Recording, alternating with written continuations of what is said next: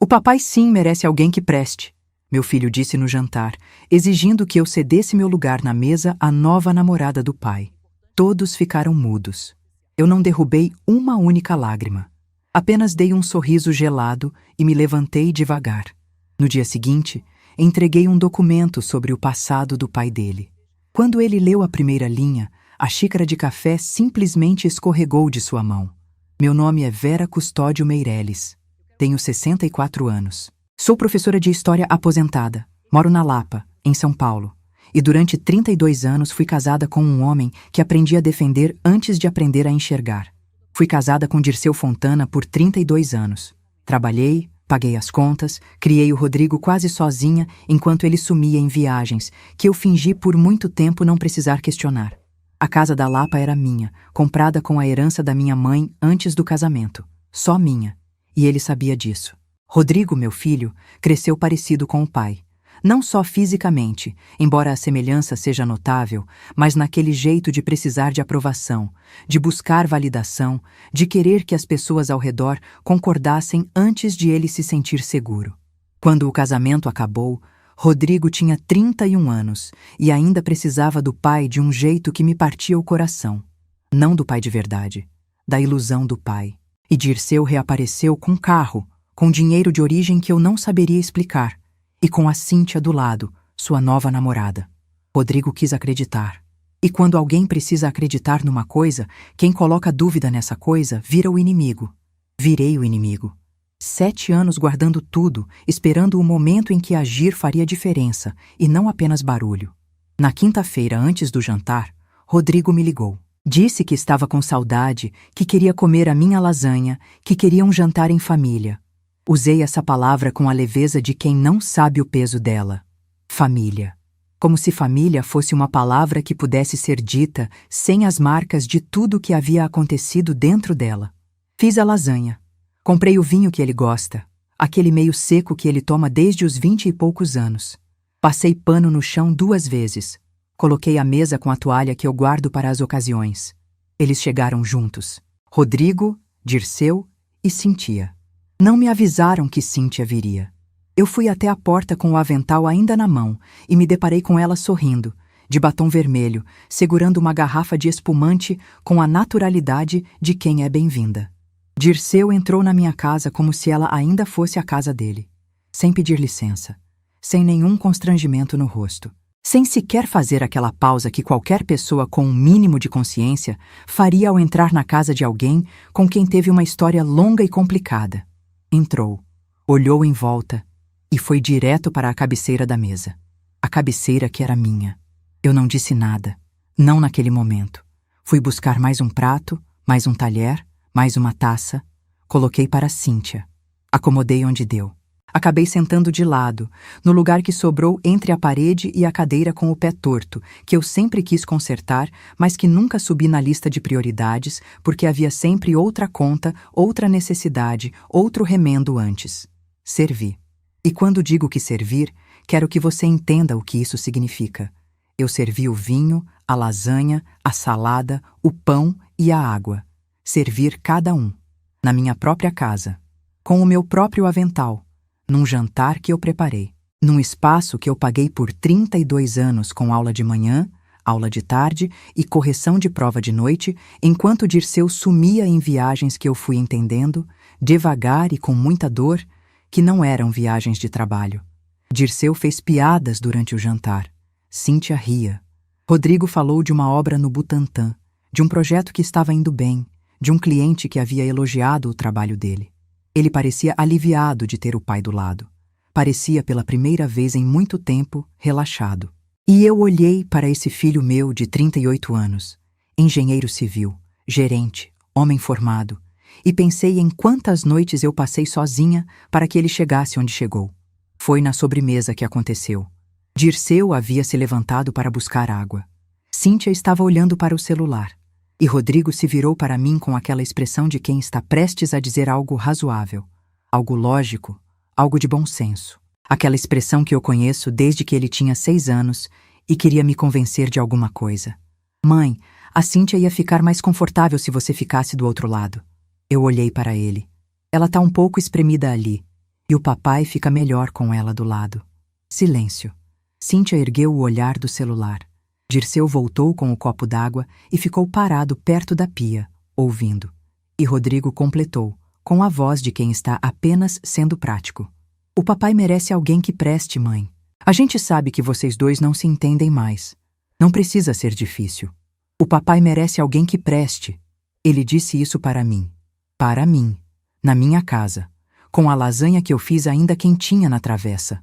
Para a mulher que o criou sozinha, enquanto o papai em questão estava em outro lugar, com outra mulher, gastando dinheiro que às vezes era dinheiro que eu havia colocado na conta conjunta porque ele dizia que precisava. Eu não chorei. Essa é a parte que as pessoas que me conhecem acham mais impressionante quando conto. Eu não chorei. Não levantei a voz. Não quebrei nada. Me levantei devagar, tirei o avental, dobrei com cuidado, coloquei sobre a cadeira. Disse que estava cansada e que eles podiam ficar à vontade. Fui para o meu quarto. Fechei a porta. Sentei na beira da cama no escuro e fiquei assim por 40 minutos sem fazer absolutamente nada. 40 minutos sem fazer nada é a coisa mais ativa que eu já fiz na minha vida. Porque durante esses 40 minutos eu não estava paralisada. Estava decidindo. Depois liguei para a Neuza. Neuza Carvalho é minha vizinha há 22 anos. Professora de educação física aposentada, mulher de riso alto e língua afiada, que desde o divórcio diz abertamente que Dirceu sempre foi uma figura duvidosa. Ela ficou em silêncio enquanto eu contei. Quando terminei, ela perguntou: Verá, o que você quer fazer? Eu disse: eu quero que cada um receba o que merece. Ela disse: então eu venho aí amanhã cedo. Mas antes de a Neuza chegar, eu já havia ido até o armário do escritório. Abri o segundo gaveta, que tem a fechadura que nunca uso porque nunca precisei, e peguei a pasta identificada como Dirceu, jurídico. Atrás dela havia outra, menor, de plástico cor de mostarda, com um elástico que eu havia colocado em 2014 e que nunca mais havia aberto. Dentro havia um boletim de ocorrência, 2 certidões criminais, um extrato bancário com o nome de terceiro e uma carta manuscrita que Dirceu havia me enviado em 2011 pedindo que eu não depusesse contra ele. Eu havia guardado tudo, cada papel, cada data, cada linha. Fiquei na mesa do escritório com os documentos espalhados na minha frente. À luz do abajur amarelo, as bordas dos papéis mais antigos. A carta de 2011 estava com a caligrafia que eu conhecia de décadas.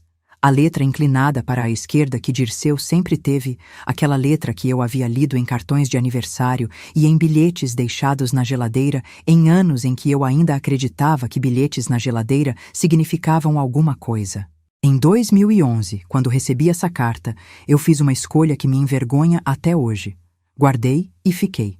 Rodrigo tinha 31 anos, mas ainda dependia do pai de um jeito que só uma mãe enxerga. Convenci a mim mesma de que usar aquela carta destruiria algo que ele ainda não estava pronto para perder. Sei agora, com 64 anos e 32 de casamento mais 7 de divórcio, que eu não estava protegendo meu filho. Estava adiando o inevitável e pagando o preço sozinha.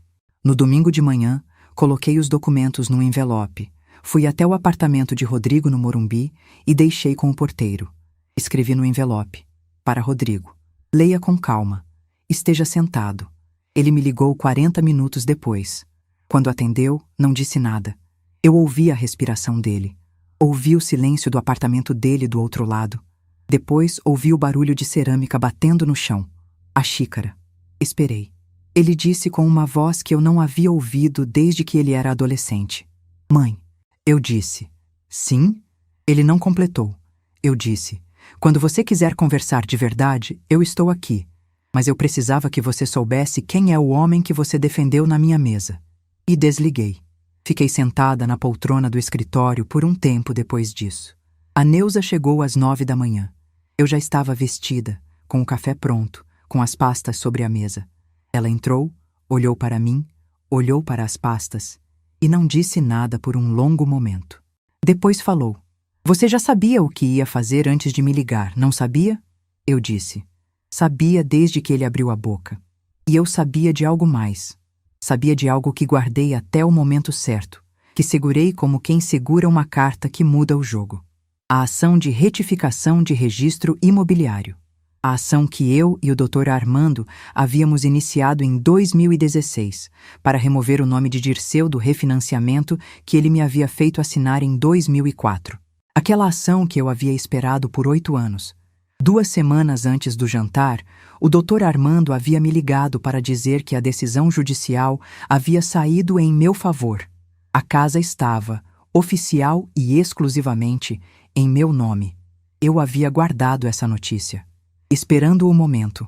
O momento havia chegado, mas eu ainda não sabia o pior que estava por vir. E o pior, quando veio, veio com uma velocidade que eu não esperava.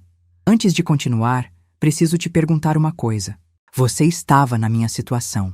Seu filho, na sua própria mesa, na frente do homem que te traiu a vida inteira, disse que você não presta. O que você teria feito? Teria chorado? Teria gritado? Teria ido embora calada igual eu fui? Me conta nos comentários antes de continuar, porque o que eu fiz no dia seguinte vai te surpreender. No dia seguinte ao telefonema, liguei para o Dr. Armando Quelhas. Eram 8 da manhã. Ele atendeu no segundo toque, como sempre atende, com aquela voz pausada de homem que dormiu bem porque tem a consciência organizada. Conheço o Dr. Armando há mais de 30 anos. Fomos vizinhos de porta na Vila Mariana, nos anos 90, antes de ele se mudar e antes de eu me mudar. Ele orientou o meu divórcio, conhece cada pasta que eu tenho, cada documento, cada data. Quando eu ligo cedo, ele sabe que é sério. Contei o que havia acontecido no jantar. Contei sobre o envelope. Contei sobre a xícara caindo. Ele ficou quieto um instante. Depois perguntou direto. Você ainda tem as pastas todas? Disse que sim. Me traz tudo. Vamos sentar. Fui ao escritório dele na terça-feira. O escritório fica no centro, numa daquelas ruas do centro antigo de São Paulo que parece que o tempo não passou. Prédios de fachada cinza, janelas altas, corredor de mármore no andar do cartório. Levei as pastas numa sacola de mercado de tecido, dessas que eu reutilizo. 3 pastas, uma sacola. Parecia pouco para 32 anos de casamento, mas o que estava dentro não era pouco. O Dr. Armando colocou os óculos, abriu tudo sobre a mesa de madeira escura dele e passou mais de 2 horas lendo em silêncio. De vez em quando pedia que eu confirmasse uma data ou explicasse um contexto. Era a mesma forma que ele sempre trabalhou, lento por fora, rápido por dentro, processando cada detalhe com aquela meticulosidade que só vem de 50 anos lidando com o que as pessoas deixam de registrar. No final, ele tirou os óculos, limpou com a borda da camisa, o gesto de sempre, e disse: Vera, você é a pessoa mais organizada que eu já atendi em 50 anos de advocacia. Não era elogio, era constatação. E era o tipo de constatação que, naquele momento, valia mais do que qualquer reconhecimento público que eu pudesse ter recebido em toda a minha carreira como professora. O que havia naquelas pastas era substancial. A certidão criminal de 2002 mostrava a prisão de Dirceu por receptação de mercadoria. O processo havia sido arquivado após acordo, mas a certidão existia. Existia com número de protocolo, com data, com o nome dele impresso em preto sobre papel oficial. A certidão de 2011 mostrava a condenação por emissão de cheques sem cobertura, pena convertida em prestação de serviços comunitários. Isso não era segredo absoluto, mas Rodrigo nunca havia pedido para ver porque nunca havia querido ver. Preferia a versão que o pai contava. A versão em que tudo era perseguição, azar, injustiça do sistema, a vida sendo cruel com um homem de boa índole.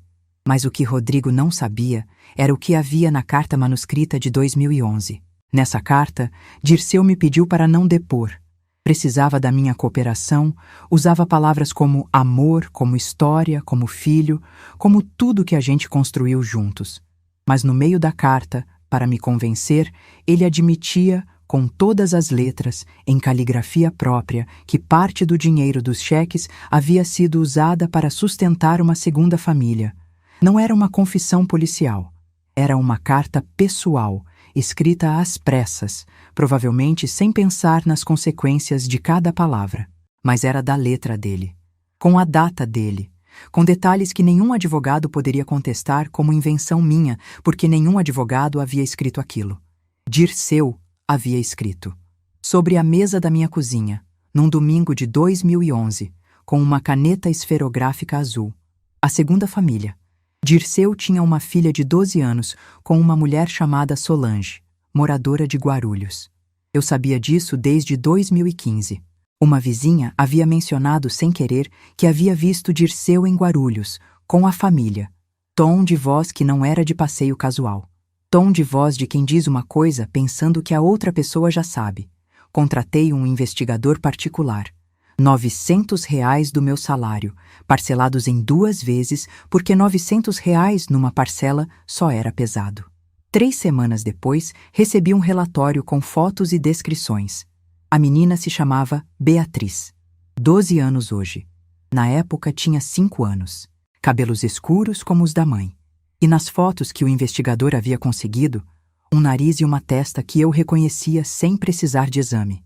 Na época, em 2015, eu já estava perto do fim do casamento. Rodrigo carregava a ferida aberta do afastamento do pai e qualquer revelação daquele tamanho poderia romper algo que eu não tinha certeza de que ele sobreviveria de um jeito inteiro. Guardei o relatório. Guardei as fotos. Guardei tudo. Foi o segundo grande erro que cometi por amor ao meu filho. O primeiro foi ficar tanto tempo. O segundo foi guardar tanto tempo. Dr. Armando me contou, naquela terça-feira, que Solange havia protocolado uma ação de reconhecimento de paternidade em 2017, na Vara de Família de Guarulhos. O processo estava parado há anos, por falta de provas documentais. Dirceu havia negado tudo, e a ação ficou estagnada, dependendo de algo que a parte autora não tinha, e que eu, sem saber, havia guardado numa pasta cor de mostarda com um elástico velho. Com a carta de 2011 e o relatório do investigador de 2015, havia material concreto para reativar aquele processo. Dr. Armando entrou em contato com o advogado de Solange ainda naquela semana. Eu não era parte na ação. Era a testemunha que tinha o que eles precisavam. Beatriz tinha direito ao reconhecimento independentemente de qualquer outra coisa, e o processo se sustentava com o que eu havia guardado por 10 anos, sem saber exatamente para que guardava. Havia ainda a questão do imóvel. Durante o casamento, em 2004, Dirceu havia me convencido a incluir o nome dele num refinanciamento. Disse que era necessário para um negócio. Eu assinei. Não li com atenção suficiente, não fiz perguntas suficientes, confiei onde não deveria ter confiado. Doutor, Armando havia me dito, lá no divórcio de 2016, que havia uma forma de reverter isso, mas o processo era longo. Começamos em 2016, 8 anos. O que Rodrigo não sabia é que a ação havia finalmente saído. A decisão judicial havia saído em meu favor 2 semanas antes do jantar. A casa estava, oficialmente e exclusivamente, em meu nome. Sem Dirceu, sem nenhuma participação dele, como havia sido antes de eu ter assinado qualquer coisa. Eu havia guardado essa notícia, esperando o momento certo. Enquanto aguardávamos o retorno do advogado de Solange, eu liguei para o Henrique Lopes. Henrique era o melhor amigo de Dirceu desde os anos 80. Havíamos perdido o contato depois do divórcio, mas em 2020 ele havia me enviado uma mensagem pelo WhatsApp dizendo que tinha vergonha de ter ficado em silêncio por tanto tempo. Guardei essa mensagem. E quando liguei, ele atendeu no 3º toque. Expliquei brevemente o que havia acontecido. Ele ficou quieto por um tempo. Depois disse: Vera, o que você precisar? Precisei de uma coisa só. Que ele me confirmasse, por escrito, que havia servido de álibi para Dirceu em pelo menos uma das traições. Ele disse que sim, que tinha isso guardado na memória e que, se fosse necessário, colocaria no papel. Durante 2 semanas fui ao escritório do Dr. Armando 3 vezes. Levei novos documentos. Assinei termos. Recebi o registro imobiliário corrigido com o meu nome único. Fiz cópias autenticadas de tudo em cartório. Cada papel recebeu um envelope, cada envelope recebeu uma etiqueta. Cada etiqueta foi escrita à mão com data e descrição do conteúdo. 32 anos de hábito que, naquele momento, valia ouro. Nesse período, Rodrigo ligou 2 vezes. Nas 2 vezes, eu atendi com calma. Conversei sobre trabalho, perguntei da obra no Butantã, não mencionei o jantar, não mencionei o envelope. Ele parecia desconfortável com a minha normalidade. Na segunda ligação, ele perguntou, quase sem querer: Mãe, tem mais coisa aí naquelas pastas? Eu disse: Sempre teve, filho. Você nunca perguntou. Silêncio de 5 segundos. Depois ele disse que ia passar no fim de semana. Eu disse que deixaria a lasanha pronta. Quando desliguei, Neuza estava sentada na minha cozinha, tomando café. Ela olhou para mim e disse: Você está bem demais para alguém que acabou de ser humilhada na própria mesa. Eu disse: Estou bem porque sei o que vem aí. Ela perguntou: E o que vem aí? Coloquei a xícara de café na mesa com cuidado, me sentei e disse apenas: A conta. O fim de semana chegou. Rodrigo veio sozinho, sem Dirceu, sem Cíntia. Sentou na mesma mesa, na mesma cadeira de sempre, e eu servi café e bolo de laranja. Por uns 20 minutos ficamos conversando sobre nada, sobre o tempo, sobre um aluno meu que havia passado no vestibular. Depois, sem aviso, coloquei sobre a mesa uma pasta fina, sem elástico, aberta. Era o registro imobiliário corrigido. Nome: Vera Custódio Meireles. Apenas. Rodrigo olhou para o documento. Depois olhou para mim. Eu disse: Essa casa nunca foi do seu pai, Rodrigo. Nunca foi. Era minha antes de casar com ele e voltou a ser formalmente minha agora. Isso aqui é o documento que comprova.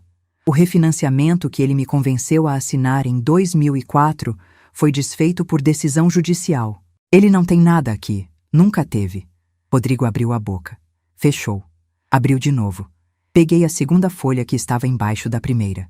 Era um resumo em uma página, preparado pelo Dr. Armando, sobre o processo de reconhecimento de paternidade em Guarulhos. Nome: Beatriz, 12 anos. Mãe: Solange.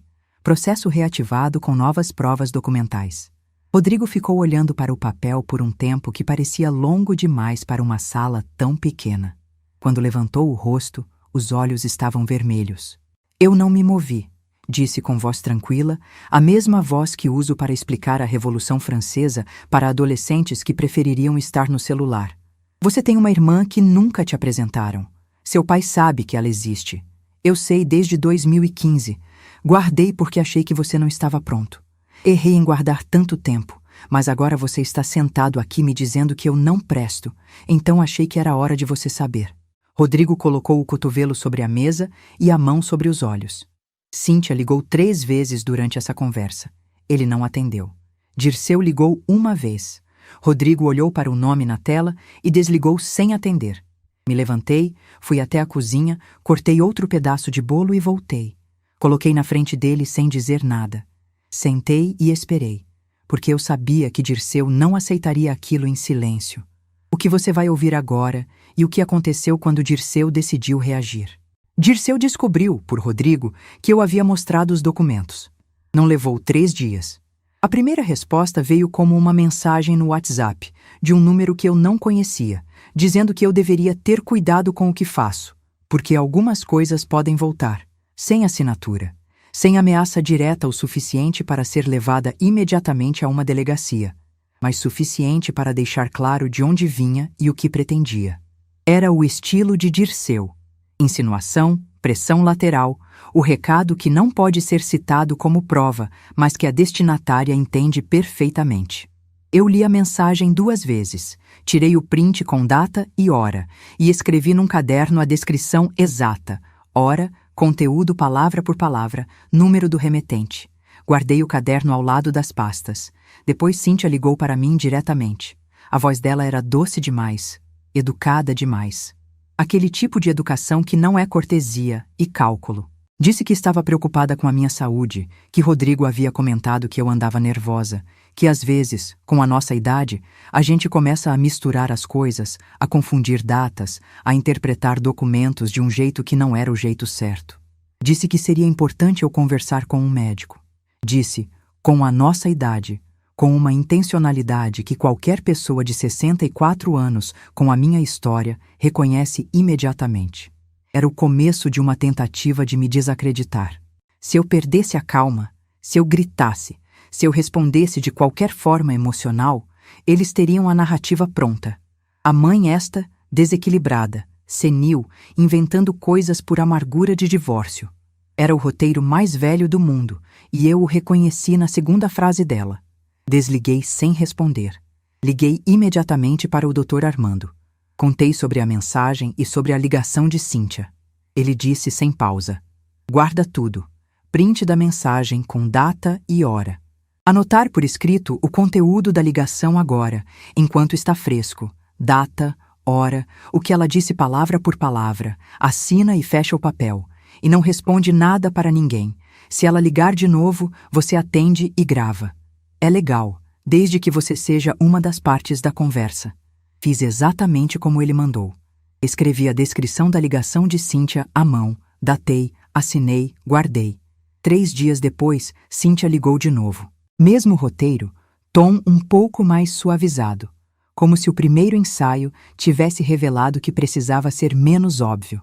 Dessa vez eu já estava preparada. Gravei do começo ao fim. Guardei o arquivo com data no nome. 3 dias depois disso, Dirceu foi até a casa da minha irmã Marlene, em Campinas. Marlene Custódio tem 72 anos. É minha irmã mais velha. E foi ela quem, décadas atrás, tentou me alertar sobre Dirceu antes do casamento. Eu não ouvi. Marlene nunca esqueceu. Quando o casamento acabou, ela não disse, eu te avisei, porque Marlene não é assim. Mas eu vi no rosto dela, no almoço que fizemos depois da separação, um alívio que ela tentou esconder e não conseguiu completamente. Marlene me ligou furiosa às 10 da noite. Disse que Dirceu havia aparecido na porta dela, dizendo que eu estava perturbando a família dele, que havia inventado uma filha que não existia, que os documentos eram fabricados e que se eu continuasse, ele entraria com uma ação por danos morais contra mim. Danos morais. Por mostrar ao meu próprio filho documentos sobre o pai dele, dentro da minha própria casa. Senti medo nesse momento. Quero ser honesta sobre isso porque desonestidade sobre o que senti não serve a ninguém. Senti medo real. Não de perder a ação, porque o Dr. Armando havia me garantido que ela não teria fundamento. Senti o medo de ver o nome que construí durante 64 anos sendo arrastado num processo inventado. O medo de testemunhas fabricadas, de narrativas distorcidas, do desgaste de ter que provar mais uma vez o que era óbvio para qualquer pessoa que me conhecesse. Senti o cansaço de uma vida inteira de provar. Fui dormir tarde. Acordei cedo. Às 7 da manhã do dia seguinte, liguei para o Henrique. Disse, Henrique, eu preciso daquilo por escrito agora. Ele disse, eu sei, já estava esperando você ligar. 2 dias depois, Henrique Lopes apareceu pessoalmente no escritório do Dr. Armando com uma declaração assinada.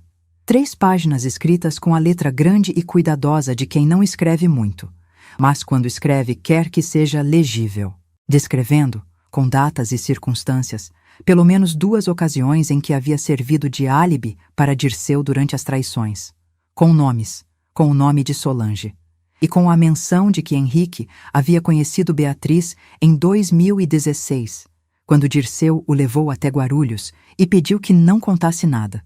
O Dr. Armando leu as 3 páginas em silêncio total. Depois tirou os óculos, o gesto de sempre, e disse: com isso e com a carta manuscrita de 2011, o processo de Guarulhos tem agora o que precisava para seguir em frente. A Beatriz tem direito a isso e os documentos se sustentam sozinhos. Mas havia ainda um passo que eu não havia contado para ninguém. Nem para Neuza, nem para Marlene. Depois do jantar daquele sábado, quando decidi que não ficaria mais parada esperando, voltei a contratar o mesmo investigador particular de 2015. Paguei com dinheiro da minha aposentadoria. Parcelei em 2 vezes como da primeira vez. 11 dias depois, o investigador me entregou um relatório com uma informação que mudou o tamanho do problema. O apartamento onde Dirceu morava com Cíntia estava registrado no nome de um primo de Dirceu, homem que morava no Paraná e que, segundo o relatório, nunca havia efetivamente residido em São Paulo. O aluguel declarado era simbólico, um número que não correspondia a nenhuma realidade de mercado naquela região da cidade. O investigador havia descoberto, através de registros públicos cruzados com informações de cartório, que Dirceu havia tentado registrar o apartamento no nome do primo para evitar que o imóvel aparecesse como bem a ser considerado em eventuais ações futuras. O problema, para Dirceu, era o timing.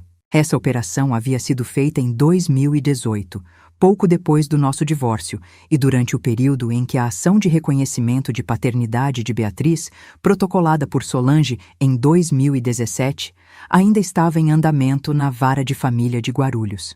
Isso significava que havia indícios de uma manobra para ocultar patrimônio durante um processo judicial em curso. Quando mostrei o relatório ao Dr. Armando, ele ajustou os óculos devagar. Ficou na última página por um longo tempo. Depois disse, com a calma de quem está calculando exatamente o que aquilo significa: verá, isso aqui não é mais só uma questão de família. Naquela semana protocolamos 2 ações. A primeira era a colaboração formal com o processo de Guarulhos, agora reaberto com todos os documentos que eu havia reunido, incluindo o pedido de retroatividade dos alimentos devidos a Beatriz desde 2017, calculados com correção monetária pelo período inteiro de omissão. A segunda era uma denúncia formal ao Ministério Público sobre a movimentação suspeita do imóvel durante processo judicial em andamento, acompanhada do relatório do investigador, da certidão do cartório e da cópia do processo de Guarulhos como contexto. Dirceu recebeu a notificação em casa. O Dr. Armando havia me preparado para a espera. Você vai ficar ansiosa esperando, mas o tempo trabalha para você agora, verá. Cada dia que passa, a documentação se consolida. Fiquei ansiosa. Claro que fiquei. Dei aula para meus alunos particulares toda semana. Corrigi redações sobre a Era Vargas, tomei café com Neuza, liguei para Marlene toda quinta-feira como sempre faço e esperei. Era o mesmo tipo de espera que eu havia praticado por 32 anos, mas com uma diferença fundamental. Dessa vez, eu sabia o que a espera estava construindo. E então, a resposta de Dirceu veio. Veio pela advogada que ele havia contratado, uma mulher jovem e de postura agressiva, por carta formal enviada ao Dr. Armando em papel timbrado, alegando que os documentos eram falsificados, que a carta manuscrita havia sido fabricada por mim, que o investigador particular era desonesto e que a declaração do Henrique era resultado de coação da minha parte. A carta informava ainda que Dirceu pretendia entrar com uma reconvenção por danos morais e apresentar impugnação formal dos documentos por falsidade ideológica, com pedido de abertura de inquérito policial contra mim por falsificação de documentos. Falsificação de documentos. Contra mim. Quando o Dr. Armando me ligou para me contar o conteúdo da carta, a minha voz saiu firme. Perguntei, o que a gente faz? Ele disse, a gente responde na audiência. A audiência foi marcada para 3 meses depois na Vara de Família. Naqueles 3 meses, aconteceu algo que eu não havia previsto. Dirceu foi até Rodrigo. Soube depois, pela própria voz do meu filho, o que havia acontecido.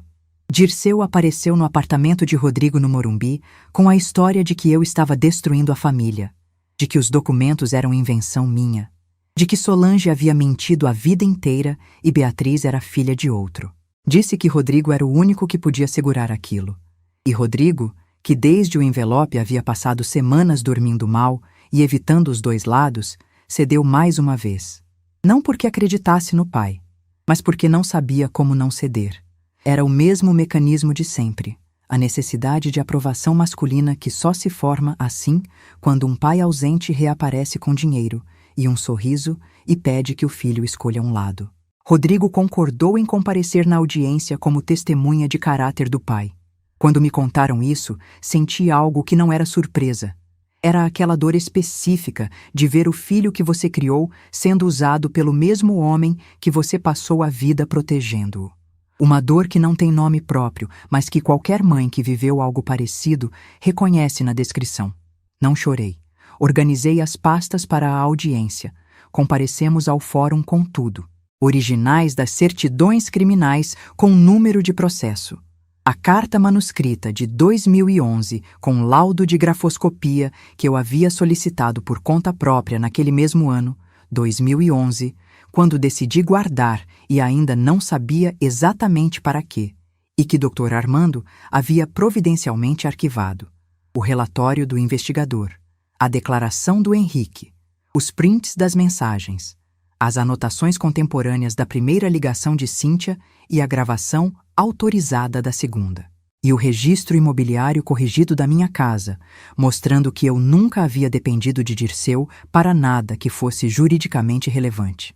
A sala da audiência era pequena, com cadeiras de plástico em fileiras e uma mesa comprida onde a juíza ficava com a sua assessora ao lado. Dirceu chegou com a advogada jovem. Chegou com Rodrigo. Quando vi meu filho entrar naquela sala, do lado dele, algo em mim quis fechar os olhos. Não fiz isso. Olhei diretamente para Rodrigo. Ele desviou o olhar. A audiência durou 4 horas. A advogada de Dirceu era tecnicamente competente. Eu sei reconhecer quando alguém é bom no que faz, e ela era. Mas não tinha material. Cada argumento que ela levantava, Dr. Armando respondia com um documento datado. Quando ela alegou falsificação da carta manuscrita, o Dr. Armando entregou à juíza o laudo de grafoscopia, elaborado por perito independente em 2011, confirmando a autoria de Dirceu. O perito havia sido contratado por mim, não pelo Estado, não por nenhuma das partes processuais. Por mim, numa quinta-feira de 2011, com dinheiro do meu salário de professora, porque eu precisava saber com certeza que o que eu estava guardando era real. Quando a advogada alegou coação contra Henrique, Henrique estava presente. Sentado nas cadeiras de plástico, com o terno que parecia um pouco pequeno para ele, ele confirmou pessoalmente, sob compromisso, o conteúdo da declaração, com datas, com circunstâncias, com o nome de Beatriz mencionado de um jeito que não deixava dúvida sobre o que ele havia visto em 2016 em Guarulhos. A juíza pediu uma pausa. Fiquei sentada durante esses 20 minutos olhando para as mãos. O doutor Armando ficou em silêncio ao meu lado. Neuza, que havia insistido em vir como apoio e ficado do lado de fora, me mandou uma mensagem. Como está? Respondi. Bem, era verdade. A juíza voltou. Leu a decisão com a voz igual de quem lê uma lista de supermercado e uma decisão que muda a vida de 4 pessoas ao mesmo tempo. O pedido de abertura de inquérito por falsificação não encontrava amparo em nenhuma prova apresentada e seria arquivado naquele momento. Os documentos apresentados em relação à movimentação do imóvel durante o processo de Guarulhos seriam encaminhados ao Ministério Público para análise autônoma. Em relação ao processo de reconhecimento de paternidade, o material apresentado era suficiente para determinar exame de DNA compulsório, com prazo de 30 dias para cumprimento. Dirceu ficou quieto na cadeira. A advogada escrevia no bloco. Rodrigo ficou olhando para a mesa durante toda a leitura. Quando saímos do fórum, eu e o Dr. Armando caminhando lado a lado pela calçada com o sol de outubro batendo de lado, ele disse em voz baixa: "Foi o que podia ser feito hoje. O resto vai vir." Eu disse: "Eu sei, estou bem." E estava. Pela primeira vez em muitos anos, estava de um jeito que não precisava de verificação externa para ser verdadeiro. Mas o que você vai ouvir agora é que Dirceu não aceitou. E quando Dirceu não aceita, ele vai fundo. Sabia que ele não pararia na audiência. Conhecia Dirceu há mais de 30 anos. Sabia como ele funcionava quando encurralado. Ia mais fundo, procurava uma brecha lateral, tentava uma manobra que deslocasse a atenção do problema principal. 3 semanas depois da audiência, recebi uma ligação de número desconhecido. A voz era masculina. Não reconheci, e a mensagem foi curta. Havia pessoas interessadas nos documentos que eu havia apresentado, e seria melhor que eu pensasse bem antes de continuar. Desligaram antes que eu pudesse responder qualquer coisa. Liguei para o Dr. Armando imediatamente. Descrevi a ligação palavra por palavra. Ele disse: "Anota tudo agora. Data, hora, o que foi dito exatamente." Anotei. Depois ele disse algo que ficou comigo. "Verá, quando o outro lado começa a pressionar fora do processo, e porque dentro do processo eles sabem que estão perdendo, isso é sinal, não é ameaça real." Eu disse que entendia. E entendia. Mas entender não elimina o medo. O medo real veio por outro caminho. Dirceu, pela advogada, protocolou um pedido de medição de capacidade cognitiva. Em linguagem jurídica limpa, era um pedido para que eu fosse submetida à avaliação psicológica, argumentando que os documentos que eu havia apresentado poderiam ser resultado de estado emocional alterado decorrente do processo de separação. e que minha capacidade de testemunhar em processos envolvendo as partes devia ser questionada. Era isso que Cíntia havia preparado com as ligações. Era o roteiro completo. Primeiro plantar a semente da instabilidade emocional em conversas informais, depois formalizar numa petição. Se eu reagisse com raiva, alimentava a narrativa. Se eu ficasse em silêncio, a petição ficaria sem resposta. Dr. Armando foi direto quando me mostrou o documento. Isso não tem fundamento. É uma tática para atrasar o processo e gerar desgaste. Mas precisa ser respondida formalmente e vamos responder. Mas o que veio na semana seguinte foi o que realmente me assustou. Rodrigo me ligou. A voz dele estava diferente, tensa de um jeito que eu reconhecia da infância. Aquela sensação de quando ele havia feito algo e estava tentando encontrar as palavras. Ele disse que havia conversado com o pai e que achava que eu estava exagerando nas coisas, que os documentos podiam ter uma interpretação diferente, que ele sabia que eu era uma boa mãe, mas que aquilo estava destruindo a família e que ele não conseguia ficar no meio. Ele disse que ia apoiar o pedido de avaliação psicológica. Meu próprio filho, apoiando um pedido para questionar a minha sanidade, em benefício do homem que nunca esteve presente quando ele precisava. Fiquei com o telefone na mão por um longo tempo depois de desligar. A casa estava em silêncio. Lá fora passava um ônibus pela Rua da Lapa com aquele barulho de motor que eu conheço desde que me mudei para cá, 30 anos juntando os centavos da herança da minha mãe para comprar o imóvel que era só meu e que nunca deveria ter deixado de ser. Fiquei olhando pela janela para a calçada. Neuza chegou sem me chamar. Tinha a chave porque há 22 anos a gente tem a chave da casa uma da outra. Ela entrou, viu o meu rosto, não disse nada. Foi até a cozinha, fez café, voltou com 2 xícaras e se sentou do meu lado. A gente ficou em silêncio por um tempo. Depois ela perguntou: "O que mais tem naquelas pastas, Vera?" Eu disse: "Tem uma coisa que eu ainda não usei." Ela não perguntou o que era. Esperou. Eu disse: "Mas eu preciso ter certeza antes de usar, porque quando isso sair, não tem como voltar." Ela disse: "Então você sabe o que fazer." Havia algo que eu tinha guardado desde 2012. Algo que, na época, eu havia colocado na pasta sem nome, sem etiqueta, porque não queria que ninguém, nem eu mesma, encontrasse facilmente. Era um extrato bancário de uma conta conjunta que Dirceu havia aberto sem me informar, usando os 2 nossos nomes e CPFs. Nessa conta, havia movimentações que eu havia documentado com a ajuda de um contador amigo em 2012, quando suspeitei e resolvi verificar. O contador havia identificado, em análise informal, que parte das movimentações poderiam indicar que o saldo havia sido usado para pagar despesas de outro imóvel, um apartamento que nunca foi o nosso, num bairro que não era o nosso. Na época, eu guardei e não usei, porque o casamento ainda existia formalmente e eu não queria desencadear algo que eu não saberia controlar. Depois do divórcio, guardei porque Rodrigo. Sempre Rodrigo. Mas Rodrigo havia acabado de assinar o nome dele embaixo de uma petição que questionava a minha sanidade. Liguei para o Dr. Armando. Descrevi o extrato. Ele ficou em silêncio por um momento.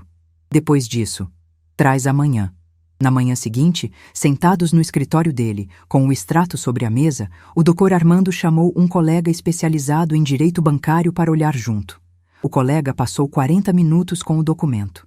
Ao final, tirou os óculos e disse que havia indícios de que a conta havia sido usada para fins não declarados no IR dos anos em questão e que isso tinha implicações que iam além do que eu havia considerado. A opção nuclear, como a Neuza chamou depois quando eu contei, estava na mesa. Dr. Armando disse que havia 2 formas de usar aquilo. A primeira era como documento adicional no processo já em andamento. A segunda era protocolar uma comunicação separada à Receita Federal com os extratos, o relatório do contador de 2012 e uma cronologia dos eventos, o que abriria uma frente completamente nova e completamente fora do controle da advogada jovem que Dirceu havia contratado para lidar com o que ela pensava ser o escopo total do problema. Dirceu não sabia que eu tinha isso. Ninguém sabia, nem Neuza, até aquele momento. Fiquei em silêncio por um tempo antes de responder ao Dr. Armando. Depois disse: Usa tudo, ele disse. Eu precisava ouvir isso. A preparação para o segundo confronto levou mais de 3 semanas. O Dr. Armando trabalhou em silêncio nesse período, o que eu aprendi ao longo de 30 anos de convívio, e que é o jeito dele quando está construindo algo sólido. Não fala sobre o que está fazendo até estar pronto para apresentar. Eu dei aulas, corrigi provas, tomei café, esperei com a calma que a Neuza ainda acha sobrenatural em mim, mas que para mim é apenas o resultado de décadas de prática. No sábado de manhã, ele me chamou no escritório. Estava com a mesa organizada de um jeito que eu conhecia. Documentos em ordem cronológica, marcadores coloridos nas páginas relevantes, um caderno com anotações próprias que ele ia fazer ao longo da audiência. Era a mesa de alguém que não estava indo para uma reunião. Era a mesa de alguém que estava indo para uma sentença. Ele me explicou o que havia preparado.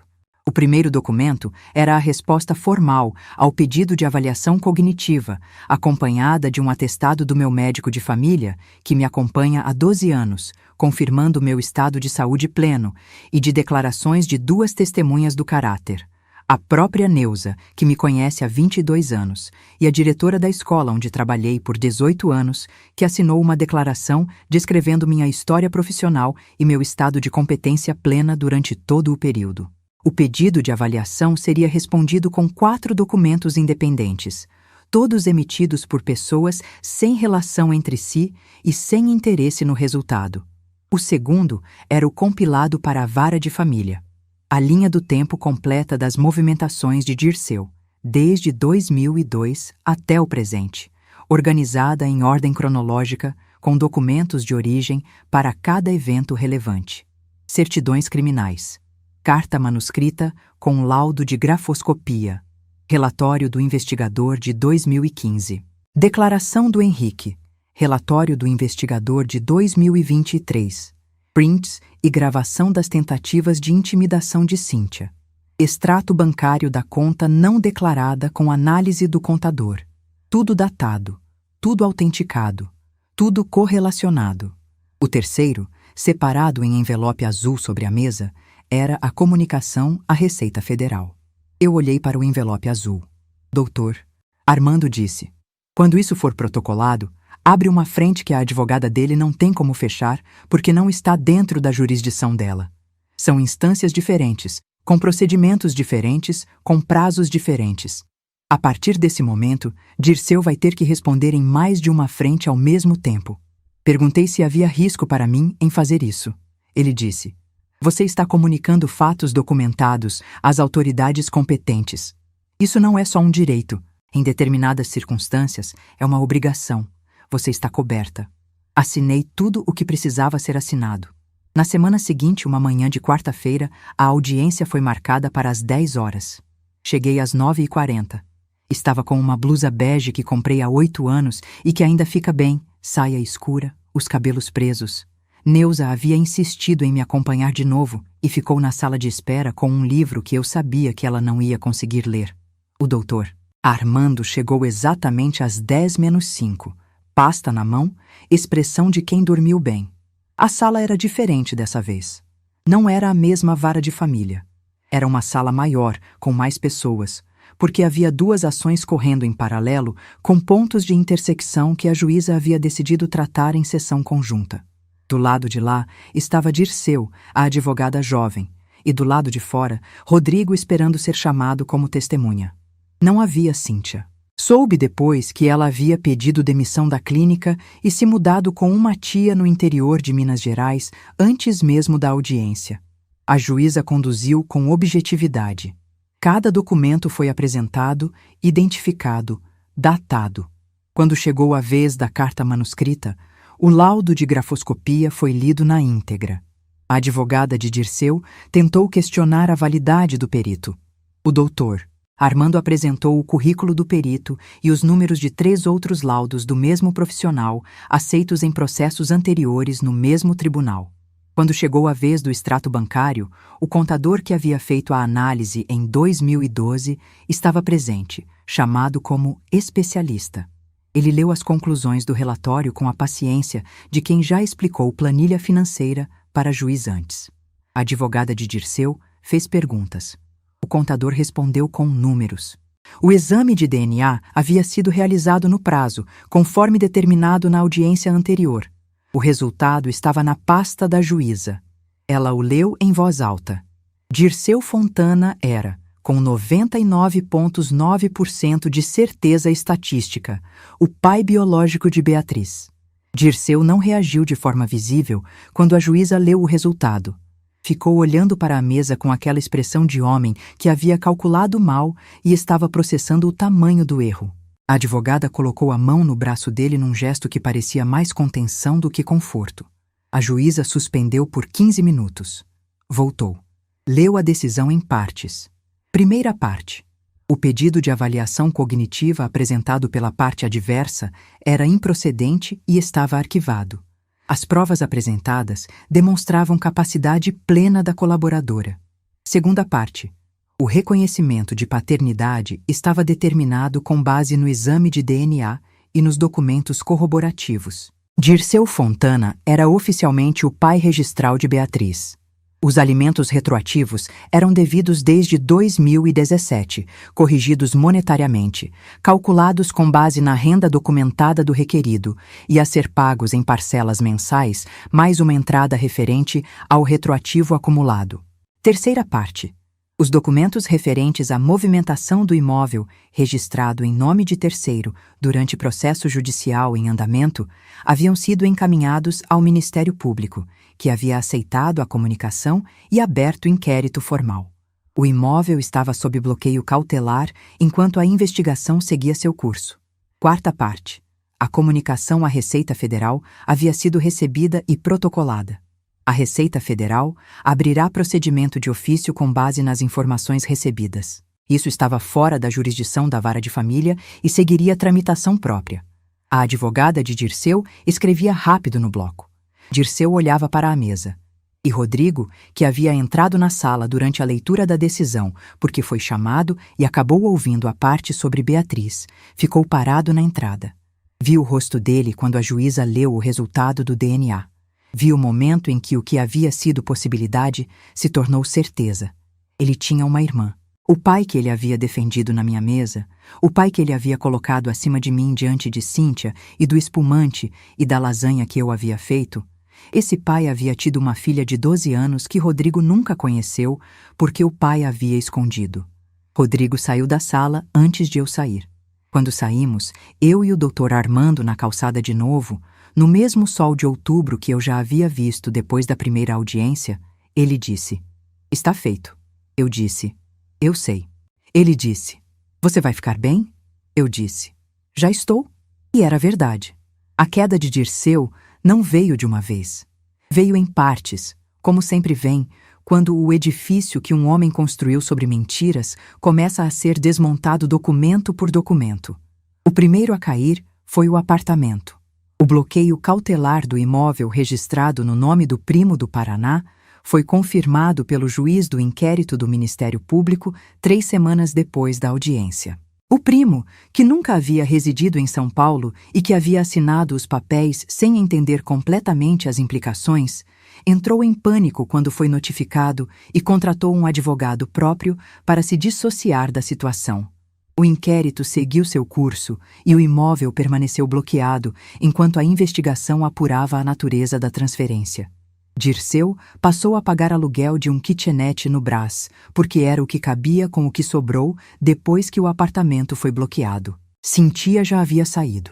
Ela é uma mulher prática, como eu disse, e uma mulher prática não fica num barco que está afundando por romantismo. Soube, por alguém que a conhecia de vista, que ela havia pedido transferência para uma clínica em Franca antes mesmo do segundo confronto. Ela foi embora com as malas que cabiam no carro, deixou para trás os móveis que eram de Dirceu e não voltou. Não havia casamento, então não havia divórcio. Havia simplesmente o fim de uma convivência calculada que havia encontrado seus limites quando o cálculo não fechou mais. O carro que Dirceu usava, aquele carro que havia me parecido simbólico do dinheiro misterioso quando ele reapareceu na vida de Rodrigo, estava com um financiamento que, segundo o inquérito, havia usado o apartamento bloqueado como garantia. Com o bloqueio do imóvel, o financiamento entrou em revisão e o veículo foi retomado pela financeira antes que Dirceu tivesse tempo de organizar qualquer alternativa. Vi o modelo do carro numa lista que o investigador me passou depois, por costume de trabalho. Era um carro que eu nunca teria comprado, mas o símbolo importava mais do que o modelo.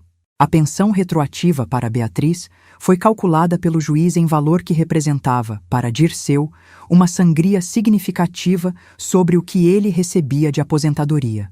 O cálculo considera os anos de atraso, a correção monetária e o valor que um homem com a renda documentada dele deveria ter contribuído durante todos aqueles anos em que existiu uma filha que ele fingiu que não existia. A decisão estabeleceu o débito que ele pagaria por anos. O processo da Receita Federal seguiu seu ritmo próprio, que é lento, mas e metódico. A comunicação que o Dr. Armando havia protocolado uma petição formal a Dirceu para apresentar documentação sobre as movimentações da conta dos anos em questão. O prazo para a resposta era de 30 dias. Soube, indiretamente, que a advogada jovem havia renunciado ao mandato algumas semanas depois da segunda audiência, porque Dirceu não tinha como pagar os honorários que o caso havia se tornado. Ele precisou contratar outro advogado, mais barato, com menos recursos para lidar com a complexidade do que havia se tornado. Henrique me contou, num café que tomamos juntos 3 meses depois, que havia tentado falar com Dirceu uma última vez. Disse que Dirceu havia atendido o telefone, ouvido a primeira frase e desligado sem responder. Henrique disse que não tentou de novo. A amizade que a gente tinha, ele me disse, não era amizade, era conveniência dele. Eu levei 60 anos para entender isso. Rodrigo levou 6 meses. 6 meses depois da segunda audiência, ele me ligou. A voz estava diferente de todas as outras vezes que eu havia ouvido nesse período. Sem a tensão de quem vai defender uma posição, sem a culpa disfarçada de quem quer que eu absorvesse algo. Era a voz de quem dormiu mal por muito tempo e finalmente aceita que vai precisar viver com o que causou. Ele pediu para nos encontrarmos. Viemos sentar na mesma mesa da mesma cozinha, com o mesmo café. Ele ficou um longo tempo olhando para a xícara antes de começar.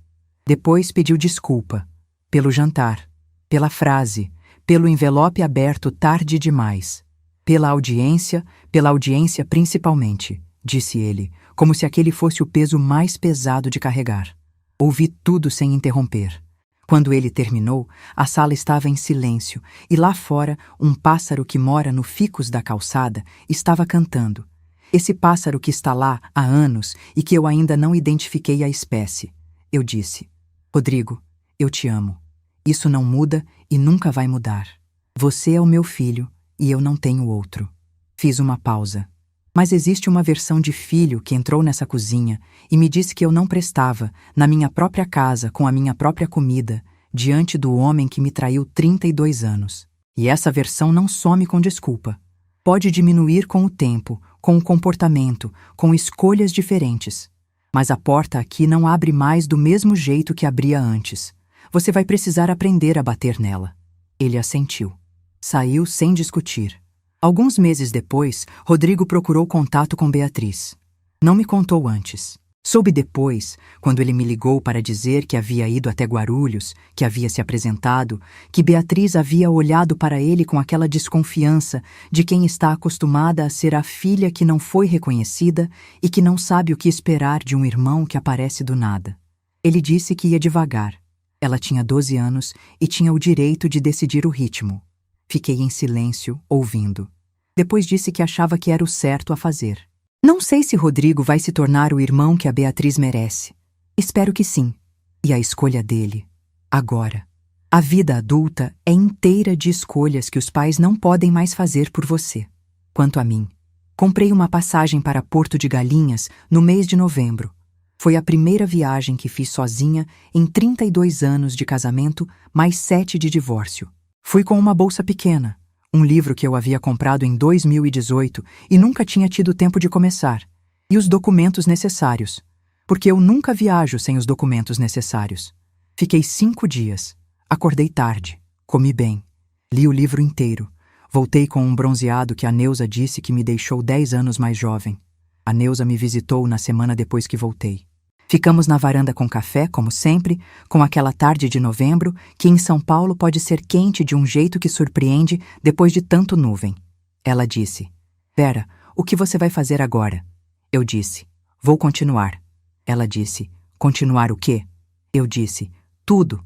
As aulas, o café, as pastas, a vida." Ela riu com aquele riso alto dela que os vizinhos já não estranharam mais depois de 22 anos. Dirceu tentou me mandar uma mensagem 6 semanas depois da segunda audiência. Uma mensagem longa, que eu não vou reproduzir aqui, mas que tinha o tom de sempre. Justificativas, contextos, a vida sendo injusta com ele, e no final, uma pergunta sobre se havia alguma forma de conversar. Li uma vez. Arquivei. Não respondi. Não há forma de conversar. Não porque eu seja incapaz de conversar. Sou professora. Conversar e o que eu faço melhor. Mas porque algumas portas, quando fechadas com a razão suficiente e o tempo suficiente, não devem ser abertas de novo. Não por amargura. Por clareza. Há uma diferença entre não perdoar e carregar rancor. Eu escolhi não perdoar sem carregar rancor. Ele vai carregando o que construiu. Eu vou carregando o que construí. A casa da Lapa é minha. O registro diz isso. Eu sempre soube, mas agora o papel também sabe. Encerro com a mesma frase com que encerro toda a aula de história. Quem não documenta o presente não entende o futuro. E quem não entende o futuro fica sempre esperando alguém dizer o que ele vale. Ninguém mais vai me dizer o que eu valho. Nunca mais. Se essa história chegou até você de algum jeito, se você sentiu alguma coisa ouvindo, então clica em inscrever agora. E de graça, é só um clique, e cada inscrição me ajuda a continuar trazendo histórias como essa aqui para você. E não vai embora ainda. Porque a próxima história que está aparecendo na sua tela agora é forte do mesmo jeito. Talvez mais forte. Clica e vê.